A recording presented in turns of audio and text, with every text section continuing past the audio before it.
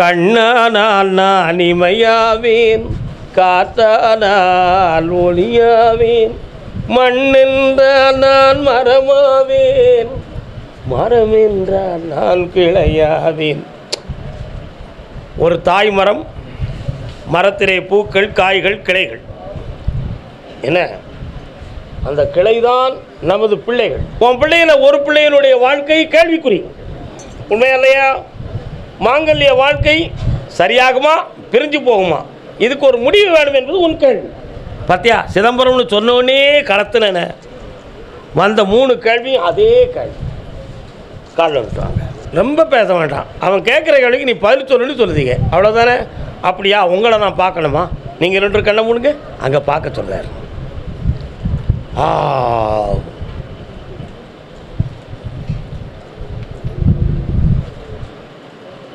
தம்பி, அவளே களத்தி போட்டு ஓடிடுவாங்கன்னு ஒரு முடிவு வந்திருக்கு. இப்போ எங்கே இருக்கிறாள்?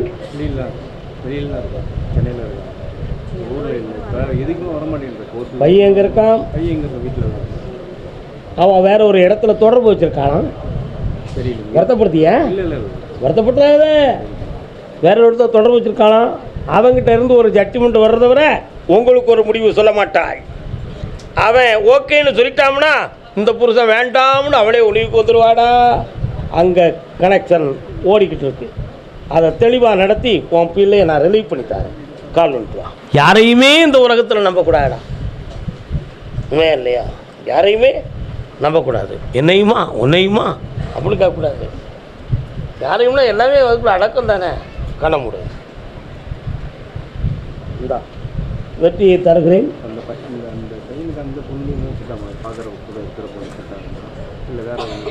பொறுமை நன்று, எதையும் சொல்லாதுன்னு சொல்லியிருக்கலாம். பொறுமை நன்று. சாப்பிட்டு போங்க. என்ன வாங்கிக்கலாமே, மகிழ்ச்சியாக வாங்கலாமே. எஸ், கர்மசாமிக்கு திருச்சி. அதை திருச்சின்னு சொல்லக்கூடாது தான் செந்தமிழ் மக்கள் திருச்சிராப்பள்ளி என்று சொன்னார்கள். ஏனென்றால் திரு என்பது செல்வம், சி என்பது போன்னு அர்த்தம். திருச்சி செல்வமே போ அப்படின்னு அர்த்தம். அப்படி ஒரு அர்த்தம் தமிழில் வந்துடக்கூடாதுன்னு நினச்சி தான் திரு சிராப்பள்ளி அப்படின்னு பேர் வைத்தார்கள். சிராப்பள்ளி என்றால் சிரார்தர் என்றாலே செல்வ சீமான் என்பது பொருள். பள்ளி என்றாலே குடியிருத்தல் என்பது பொருள். அப்போ திரு என்னும் செல்வத்தை சேமித்து வைக்கின்ற ஒரு இடம். அதனால தான் ஐயா ரங்கநாதன் மகாலட்சுமியோடு அங்கே காட்சியளித்து கொண்டு இருக்கிறார். புரியுதா? விளக்காது. கர்மசாமிக்கு கல்யாணம் சொந்தமாக கேள்வி கேட்டு வந்தது யார்? வாப்பா, யாருக்குடா கல்யாணம்? தம்பிக்கு. தம்பி எங்கே இருக்கான்? கால் வந்துட்டு வா. யாருக்கோ திருமகளா, அப்பாவுக்கு மருமகளா. இன்னொரு தரம் கால் வந்துட்டு வா. தம்பி யாரையாவது விரும்புவதாக சொன்னானாடா? சரி, அப்போ இன்னொருத்தையும் விரும்பிச்சிடும், அவளும் கல்யாணம் முடிச்சு போட்டும். என்ன, உன் தம்பியை கொஞ்சம் பார்க்கணும். கண்ணமுடே நான் பார்க்கட்டும் அவனை.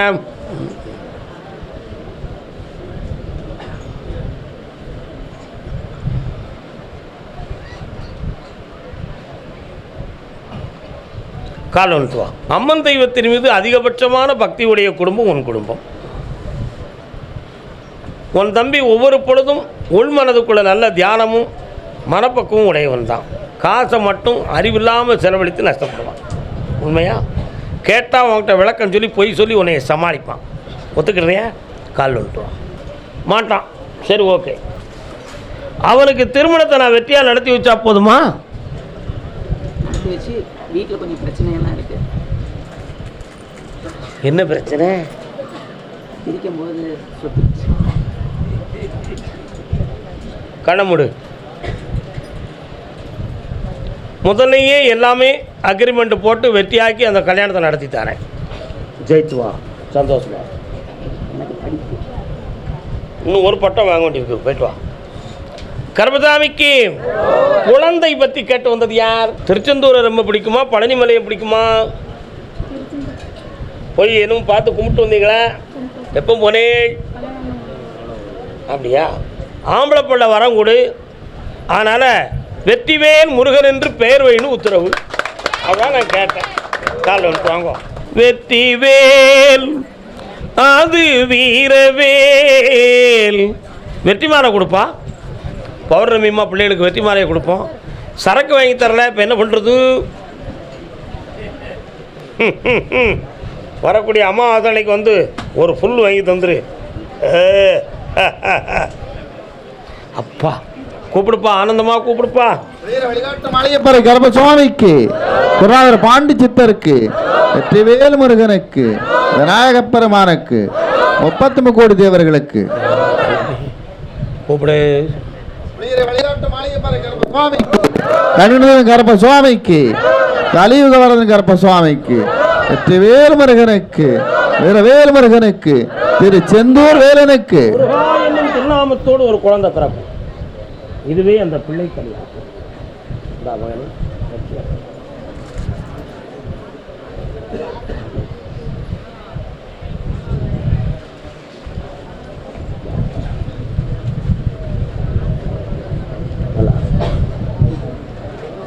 சிவத்துவம் பெருமாள். அடுத்த கேள்வி அடுத்த உத்தரவில் பேசுவோம். ஏன்னா நிறைய கேட்கணும்னு நினச்சிருக்கிறேன். என்ன அடுத்து பேசுவோம். கர்ப்பசாமி நீதிமன்றத்தில் வழக்கு யாருக்கு? கற்பகத்தின் சோலையிலே மொய்க்கும் வண்டு நீ அல்லவோ. இன்னொருத்தர காலண்டுவாங்க உள்ளே போகிறாங்க சாமிகிட்ட. உன் வீட்டு மேலே நின்று பார்த்தா ஒரு கோபுரம் தெரியுது. அன்னை என்ன சாமி கோபுரம்? அது மாரியாத்தா கோபுரமா? 1 2 3 4 5 6 லைட் எரியலையே. லைட் ரிப்பேர் அந்த கோபுரத்தில். கால் வந்துட்டோம். பொண்ணா பிறந்தா ஆம்பளைக்கிட்ட கழுத்தை நீட்டிக்கணும். 1 2 3 முடிச்சு ஒட்டா மாட்டிக்கணும். மாப்பிள்ளை மேலே குட்டமா, பொண்ணு மேலே குட்டமா? என்ன பேர்? என்ன பேர்?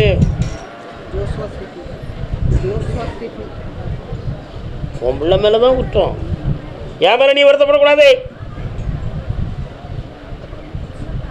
புரிஞ்சுக்கணும். நல்லா எத்தனை பிள்ளைங்க? 2வது பிள்ளை பிறக்கிறதுக்கு முன்னாலே அவங்க 2 பேருக்குள்ள மனக்குழப்பம் தோண்டிடுது. ஆனாலும் இந்த நிலைகளில் ஒரு மாற்றம் ஏற்படும். உங்களுக்கு சொல்லுங்க. நான் ஒன்று சொன்னால் வருத்தப்படக்கூடாது. ஒரு உண்மையான விஷயத்தை சொல்லுவேன். 2வது பிள்ளைக்கு ஏன் சம்மதிக்கல?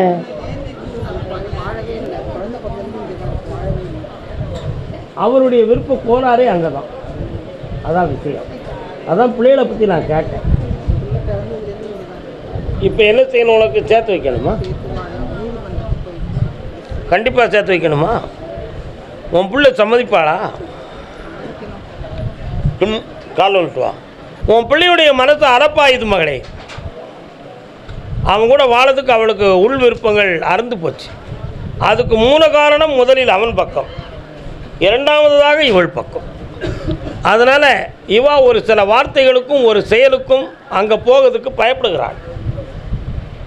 புரியுதா? அந்த பயத்துக்கு காரணம் இவள் பக்கத்தில் இருக்கக்கூடிய குறையா அல்லது அவன் தானான்னு கேட்டால் இவா பக்கத்தில் குறை இருக்குது. அதனால் முருங்கை மரத்தை நம்பி உத்தரவு போட்டுடலாம்னு நினைக்கலாமா? முருங்கை மரத்தை பெருசாக இருக்குன்னு சொல்லி அதை வீட்டுக்கு உத்தரமாக போட முடியுமா? பார்க்கறதுக்கு மரமாக இருக்கும், காய் காய்க்கும், கீரை கிடைக்கும், பூவு கிடைக்கும். ஆனால் மரம் உதவுமா? உதவாது. புரிஞ்சுக்கணும். நீ சொல்கிறத அறிவோடு புரிஞ்சுக்கணும். அதை மாதிரி அவள் மனத்துக்குள்ளே ஒரு சில நம்பிக்கை இருக்குது. தேவையில்லாத பற்றுதலின் காரணமான நம்பிக்கை. அந்த எண்ணம் அழிய வேண்டும். ஆனால் இன்னும் 4 மாதங்கள் கால அவகாசம் இருக்குது அவள் உள்மனது மாறுவதற்கு. பொறுமையாக இருந்து என்னை பார், ஜெயிச்சு தாரேன். கால் விட்டு வா. பிறகு என்னையை பார்த்து போமா, விளக்கமாக சொல்கிறேன். என்ன கவலைப்படாமல் இருக்கு. கர்ப்பசாமிக்கு, கர்ப்பசாமிக்கு சரி. கடன்கள் சம்பந்தமாக மன வருத்தப்பட்டு வந்தது யார்? சிரித்து சிரித்து என்னை சீரகிட்டாள். இன்னொரு தரம் ஏதோ பொய் சொல்கிறியாம்லா? என்ன பொய் அது? என்னையா வேணும்? வீடு கட்டணும் சார். 10 லட்சம் கடை இருக்குது. பொண்ணு கல்யாணம் பண்ணி 2 வருஷம் அதுக்கு பொண்ணு இல்லை, அதே கடமாக இருக்குது. எந்த ஊர்? திருச்சி மாவட்டம். அதையும் குடி முடியாமல் கல்யாணம் வச்சு அது ஒன்றும் கடனை 10 லட்சம் கடனை கண்ண முடிக்கா கண்டுபிடிக்கும்.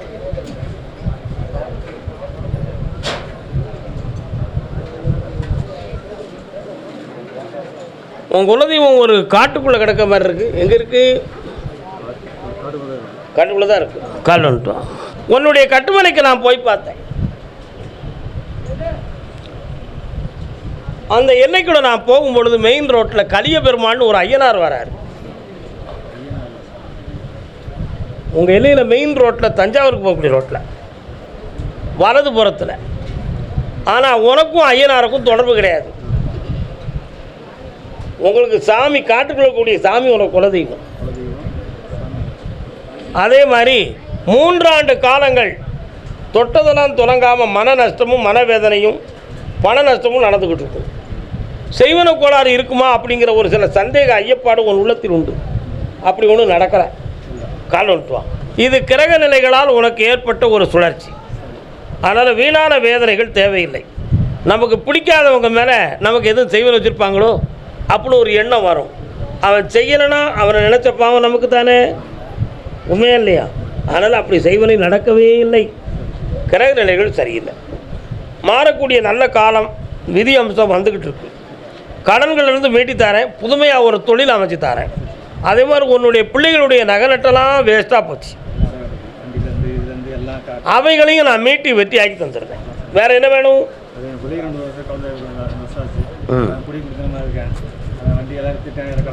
இந்தா எல்லாமே ஜெயிச்சு பணத்தோடு வருவேன். புண்ணியமாக இருந்தாமல் வயிறார சாப்பிடு போ.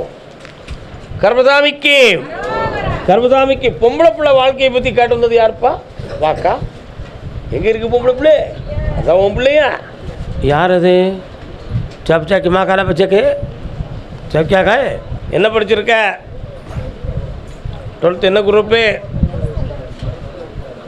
ஹிஸ்ட்ரி படித்தவனுக்கு தமிழ்நாட்டில் எங்கே வேலை இருக்குது? நீயே கேளு, என்ன வேணும்?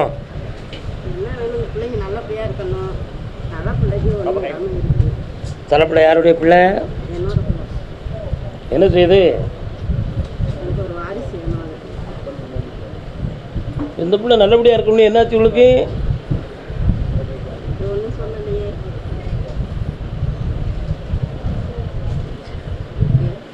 என்ன செய்யணும் உனக்கு? ஒன்றும் செய்ய வேண்டாமா? உங்கள் அம்மையை ஏமாற்றிடலாம், ஒப்பனை ஏமாற்றிடலாம், எல்லாரும் ஏமாற்றிடலாம். ஆனால் யாரை ஏமாற்ற முடியாது? என்னை மட்டும் ஏமாற்ற முடியாது. கால் வந்துட்டுவான். கட்டு காவல்கள் விட்டு செல்லட்டும், தன்னன் தானே தனனே நானன்னா. பாட்டு வார்த்தை தெரியும் எனக்கு, இருந்தாலும் டியூனை மட்டும் போடுவோமே, அவ்வளோ ஒரு எண்ணம் தான். மையல் பாதி உன்னோடு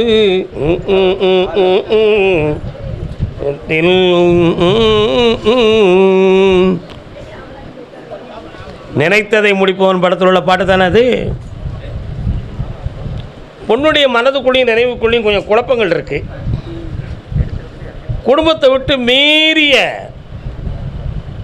ஆட்களோட அன்பு பாசம் அவள் உள்ளத்தை குழப்புது. அதனால் அந்த இஷ்டம் நிறைவேறுமா, அல்லது நிறைவேறினா எதிர்காலம் நல்லா இருக்குமா, அல்லது நம்ம சொல்லுபடி கேட்டு ஒரு முடிவுக்கு வருவாளா, அப்படி என்பது உன்னுடைய எண்ணம். ஆத்தா சொன்னான்னு, அப்பா சொன்னான்னு, நான் நினைத்ததை நடத்தியே முடிப்பவள் நான் அப்படின்னு அவள் பாடுதான். என்ன கால் வந்துட்டான். உன்னிடம் மயக்கம் கண்டவர் தயக்கம். சினிமா பாட்டு பாடுறதுன்னு நினைக்காடா, அதுக்குள்ளே விவரம் இருக்குது, புரியுதா? சரி, 3 மாத காலங்களில் இவன் உள் மனசு மாறும். தவறான வழிகளில் இருந்து உன் பிள்ளையை காப்பாற்றி வெற்றியாக்கி தந்துடுறேன். யாராலும் அவளுக்கு எந்த ஒரு ஆபத்து வராமல் மாற்றித்தாரேன். அதே மாதிரி உன் வீட்டில் ஒரு வாரிசு பிறக்கணும்னு நீ நினைக்கிற. ஏற்கனவே 1.5 வருஷத்துக்கு முன்னால் ஒரு சாமிகிட்ட போய் வேண்டுதலை பண்ணி அதை செய்த இதை செய்யணும்னு சொல்லி கொஞ்சம் காயா நின்று கனியாக காய்க்காமல் பாதியில் போயிடுது. உண்மையா? ஆனால் கருப்பசாமி உன்னை நம்பி வந்திருக்கேன். எனக்கு ஒரு பேரனோ பேத்தியை எனக்கு தரணும்.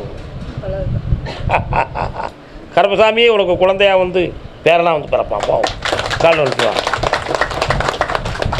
சிரிப்புக்கு சிரிப்பு இருக்கணும், உண்மைக்கு உண்மையும் இருக்கணும். கருப்பசாமிக்கு வா மகளே, உன் எண்ணம் நிறைவேறிடும். உன் பிள்ளைலாம் அரும்புதுராமல் காப்பாற்றுறேன். இப்படி ஆனந்தமாக ஆழ்மனதை திருப்புவாய், வெற்றி உண்டு. சென்று வா.